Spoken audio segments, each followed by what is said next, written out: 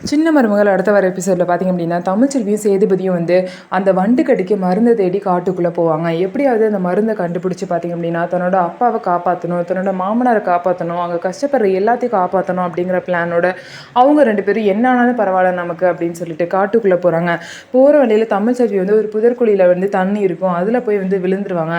அங்கேருந்து என்னை காப்பாற்றுங்க காப்பாற்றுங்கன்னு கத்துவாங்க. அவங்க சவுண்டை கேட்டுட்டு பார்த்தீங்கன்னா வேலு ஓடி வந்து யாருன்னு பார்க்குறப்ப தமிழ்ச்செல்வியாக இருப்பாங்க.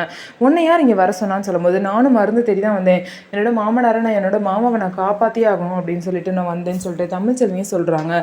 சரி அப்படின்னு சொல்லிட்டு பார்த்தீங்கன்னா தமிழ்ச்செல்வி அந்த குழியிலேருந்து வேலு வந்து காப்பாற்றிடுவார். காப்பாற்றிட்டு சரிவா நம்ம 2 பேரும் ஒன்றாவே சேர்ந்து தேடலாம் அப்படின்னு சொல்லுவாங்க.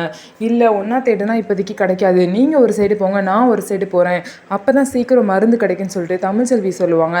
நீங்களாம் திருந்தவே மாட்டேன் என்னமோ பண்ணு அப்படின்னு சொல்லிட்டு சேதுபதியும் தமிழ்ச்செல்வியை வந்து போக விட்டுருவாங்க. அதனால அவங்க 2 பேரும் தனித்தனியாக மருந்து தேடி போகிறாங்க.